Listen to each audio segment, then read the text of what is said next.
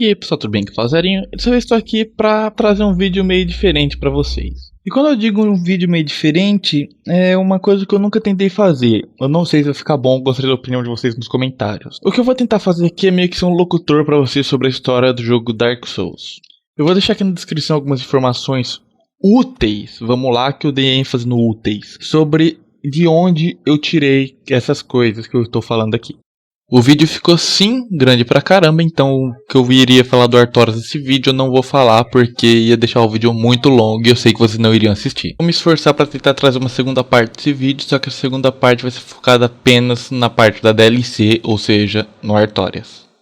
Uma coisa legal sobre a história da Dark Souls é que ela pode ser compreendida de maneiras diferentes. Então, a minha maneira de entender pode ser diferente da sua. Não significa que a minha tá certa e que a sua tá errada, e também não significa que a sua tá certa e a minha tá errada. Então, por favor, antes de colocar a sua opinião me xingando ou discutindo comigo aqui no comentário, veja o vídeo completo para você entender um pouquinho mais. Visto o vídeo completo, você tem a total liberdade de argumentar comigo nos comentários e argumentar com outras pessoas. Lembrando que, principalmente, educação é bom.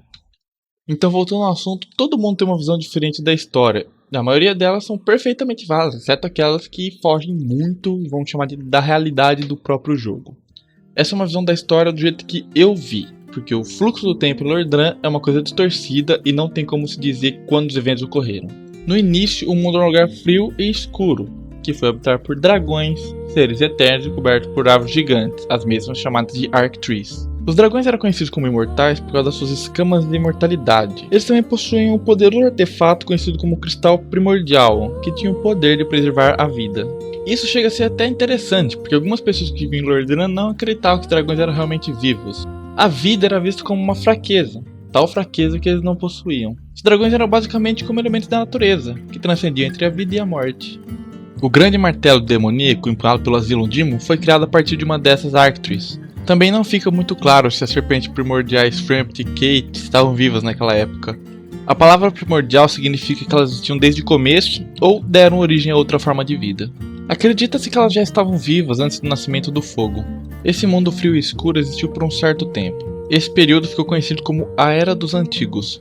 Mas como todas as coisas devem acabar um dia, a Era dos Antigos não foi uma exceção. Foi aí que o fogo nasceu. Isso não é explicado em Dark Souls, é como se ele simplesmente tivesse surgido. Não tem evento como ocorreu, nem o que fez ele surgir. Ele simplesmente apareceu. No interior das chamas existem 4 grandes almas, também conhecidas como Lord Souls. Esses artefatos poderosos são a principal causa de conflito no game.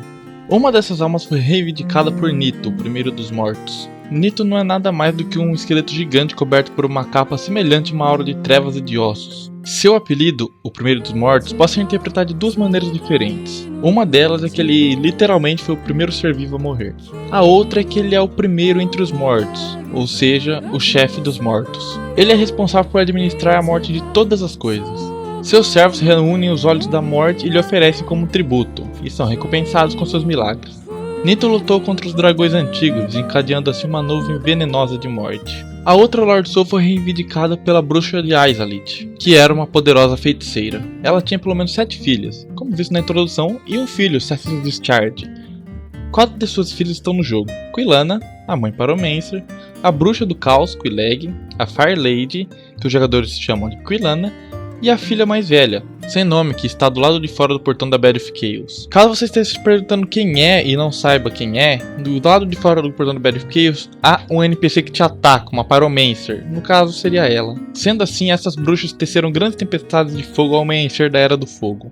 A terceira alma normal foi reivindicada pelo Lord Gwyn, o Senhor do Sol. Ele usou seus poderes relâmpagos para destruir as Dragon's Chaos, sem contar que ele foi apoiado pelos seus cavaleiros mais leais. No amanhecer da Era do Fogo, seus cavaleiros eram todos de prata. Os cavaleiros negros, Black Knights, apareceram mais tarde na história. Ele também tinha 4 cavaleiros especiais, cada um com um anel especial. O matador de dragões Ornstein, cujo símbolo era um leão, era bem conhecido pela sua capacidade de matar dragões voadores. Hawke Gog, cujo símbolo era o falcão, também foi capaz de derrubar dragões com seu ar. Os cavaleiros restantes do Lord Gwyn foram Ciaran, cujo símbolo era o zangão, e Artorias, simbolizado pelo lobo. Os cavaleiros não pareciam ser seres humanos normais. Em uma entrevista com um dos designers do jogo, ele disse que o tema para Norlondo foram os deuses, entendendo assim que eles eram divindades menores de certa maneira, por isso eles não pareciam ser humanos. Gwyn também teve outro seguidor de grande nome, Smaug.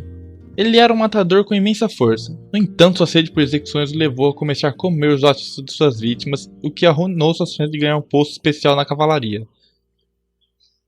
Tá, eu não ia falar nada, mas caso você não lembre, Smaug Wormstein. O Wormstein é um magrinho, certo? Por que o Smaug tá gordo? Porque come o osso dos outros. Esses foram os 3 primeiros a controlar as almas dos reis. No entanto, eram 4 almas. A quarta alma sendo uma muito especial, a Dark Soul. A Dark Soul é a humanidade. Ela foi dividida entre todos os humanos. Na intro você vê um Hollow, que nada mais é do que um ser humano sem humanidade, sem a potência da Dark Soul. Você deve ter notado que as humanidades são encontradas em cadáveres ou em ratos que limpam os mortos. Além disso, os bebês esqueletos possuem humanidade, bem como as criaturas deformadas na pressão de Duques Archives. As Lord Souls são muito especiais. Elas não podem ser consumidas normalmente, mas podem ser separadas. Gwyn deu parte de sua alma para os 4 cavaleiros, bem como Seth. A Dark Soul parece ser a mais fragmentada de todas as almas de rei, espalhada em todos os seres humanos. Mas como dito antes, tudo tem o seu fim. As Lord Souls podem perder seu poder e se apagar. Por enquanto, a maioria dos dragões foram derrotados pelo poder dos donos das Lord Souls. A Era dos Antigos está chegando ao fim enquanto a Era de Fogo começa. Há ainda alguns remanescentes da Era dos Antigos. No entanto, pelo menos um dos dragões eternos sobreviveu. E alguns dos primos menores distantes dos dragões antigos também estão ao redor. Muitos deles estão reunidos no Vale dos Dragões, ou Valley of Drakes. Hellkit é de fato um dos Drake, mas um Drake muito grande. O Grape Dragon, por outro lado, é um sobrevivente que foi corrompido por sua fome, de tal forma que ele perdeu todos os seus órgãos e se transformou em uma boca gigante, cujo único desejo é obviamente comer. A partir desse ponto, a história do mundo começa a desafiar a cronologia das coisas. Por um tempo, as coisas pareciam ser bastante pacíficas. Os reinos de Anorlond e Islay foram criados, e presumo que muitas terras humanas também foram criadas, possivelmente Astora, Balder, Berenice, Kari, Catarina, obviamente New Londo, Olacile, Zina, entre outros. A vida pode ter florescido no grande pântano nessa época. Em Anorlond, Gwyn e sua família prosperaram. Seu filho era um dos deuses da guerra, e sua filha Guinevere foi reverenciada como deusa da fertilidade. Oh, meu Deus do céu! Não tem como ler isso, sério, desculpa. Seu filho mais novo, Gwyndolin, nasceu com uma forte afinidade com a lua, o que era incomum para um menino, por isso Gwyn criou ele como uma filha. Ai, meu Deus do céu, vou parar de gravar isso aqui por hoje, gente. Você que já bateu uma pro Gwyndolin, né, já tá sabendo agora. Houve muitos deuses em Anorlond, eles construíram uma cidade magnífica. Um dos companheiros de Gwyn no campo de batalha foi Ravel the Rock. Ele foi um bispo, apesar de não saber de qual igreja ele era. Sim, meus amiguinhos, Ravel, tá ligado aquele bicho que te dá hit kill, que vai lá pra ficar mais levinho quando você pega o anel dele? Então, aquele lá era o bispo, velho. Lá puxar treta com o bispo. Pensando que o bispo solta magia, ele pega aquele Dragon Tooth e enfia no seu... Enfim, mesmo sabendo em qual igreja ele pertencia, presumo que ele era do caminho da luz, mas não temos nenhuma evidência concreta. O dragão aliado de Gwyn, Seth, foi promovido ao posto de Duque e realizou uma pesquisa sobre suas escamas de imortalidade em seus arquivos, Duques Archives. Seth havia ficado sem suas escamas de imortalidade, isso proporcionando ele a fraqueza da vida. E foi por esta razão que ele ajudou a ferrar o resto dos dragões, porque já que ele não tinha pra brincar, vamos ferrar o resto. Isso tudo ocorrendo cerca de 900 a 1000 anos antes do jogo começar. Mas nem tudo era perfeito. Houveram algumas traições contra os deuses, na verdade. Os seguidores ocultos tentaram roubar o poder do Lord Nito, em uma tentativa de derrubar os deuses. O enredo pode ocorrer ainda mais fundo do que muitos pensam. No entanto, a conspiração para derrubar os deuses falhou, e o perigoso Dark Ember foi selado, juntamente com os outros artefatos prejudiciais aos deuses. Eles foram colocados dentro do mundo pintado de Ariames, que foi pendurado dentro da grande catedral de Anorlond. A Ordem dos Guardiões da Pintura foi criada para proteger o mundo de quem iria buscar o seu conteúdo. A única chave para entrar no mundo era uma boneca peculiar. Os deuses de Anorlond sobreviveram à trama e estavam bem, mas então algo ruim aconteceu. As chamas começaram a desaparecer, o poder das Lord Souls começaram a enfraquecer. Este evento ocorreu cerca de 1000 anos antes do início do jogo, e desencadeou o pânico em Ysalight e Anorlond. A bruxa de Ysalight tentou copiar a primeira chama usando uma alma, e o resultado foi o nascimento da Chama do Caos, que rapidamente consumiu e deu à luz a horda de demônios. Ysalight foi invadida. Foi durante esse período que as feitiçarias de fogo originais foram perdidas e os Pyromancers nasceram. Quelaag, Quillan e Firelady fugiram de Ysalight. Quillan escapou e ensinou pyromancia para seus alunos. A partir daí ela ficou conhecida como a Mãe Pyromancer. Ysalight, no entanto, foi perdida para os demônios. A filha mais velha de Ysalight ainda vaga nas ruínas infestadas por demônios, e o filho observa desoladamente o cadáver de uma de suas irmãs. E é por esse motivo que o Cessus Discharge fica puto e vira um boss quando você da Lute no corpo da irmãzinha dele. Os Cavaleiros de Gwyn enfrentaram os demônios de Izalith no campo de batalha. Em algum momento, as chamas carbonizaram suas armaduras, dando origem assim aos Cavaleiros Negros. E agora, esses mesmos Cavaleiros que mantinham a ordem, caçam e matam tudo o que é vivo. Mas nem todos os Cavaleiros de Prata foram corrompidos e tiveram suas armaduras carbonizadas. Alguns ainda se encontram inteiros. Como dito anteriormente, eles se encontram em Anor defendendo a Guinevere Ilusória e o Lord Vessel. Não se sabe que começou a batalha. Pode ser que os demônios atacaram primeiro, ou Gwyn estava buscando o poder da alma de Lord Island, a fim de manter as chamas. Em qualquer caso, Gwyn, vendo o fim da Era do Fogo diante dos seus olhos, dividiu sua alma e concedeu aos seus seguidores. Ele então pegou o que restava e queimou como combustível para a primeira chama, e é isso que está mantendo a chama acesa. Foi um sacrifício nobre, porém inútil, pois as chamas continuavam a desaparecer. Também durante esse período, as fogueiras, vulgo bonfires, foram criadas. As fogueiras são alimentadas pelos ossos dos mortos e podem ser reforçadas usando a técnica de Kindle. Para acender o fogo, um fragmento da Dark Soul é necessário. A humanidade é sacrificada para manter as chamas. Também nesse tempo, o filho primogênito de Gwyn, herdeiro do Sol, fez algum tipo de erro que levou a várias derrotas. Ele foi destituído do cargo e partiu de Anor. Ele deixou seu milagre no caixão do seu pai. Se você reparou no caixão de Gwyn em Anor, não se encontra seu corpo. Parece ser apenas decorativo. Para aqueles que acreditam, Solar é o filho primogênito de Gwyn. Existe a possibilidade de que o corpo na fogueira do túmulo de Darkmoon seja dele. As chamas continuavam a desaparecer, e os deuses abandonaram Anor, menos Gwyndolin, que criou a ilusão de luz solar dentro da cidade, bem como a ilusão de sua irmã.